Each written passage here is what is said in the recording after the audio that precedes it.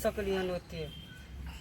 अगर हमरा शरीर में चैन लागल रही तो हम बेग जका खोल कर दिखा देती रहे कि कितने दिक्कत में हम छी। अच्छा यहाँ परेशान छी तो यहाँ मैया के चरण में आबि गेली हन, अहाँ के सब परेशानी दूर हो जात। अच्छा बाजू की वे चलते तो कहली कि हाँ ओइ धोछिया ही बुढ़वा बुढ़िया के वृद्धा पेंशन मिले है अलगे गुरुआन जी। आ ई अहाँ 10 के सास ससुर के हाँ ई 10,000 ये हन अथी के समूह लोन वाला। हाँ बाप 10,000 रे बाप रुपया। छोड़ा के तर ऊपर करे है कन आ जेना बुझाइ लात धरती में दू की आसमान में दू।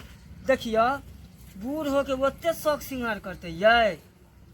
अच्छा तो हम अहाँ चाहे दीदी कर्जा व्यायाम से डूबल छी।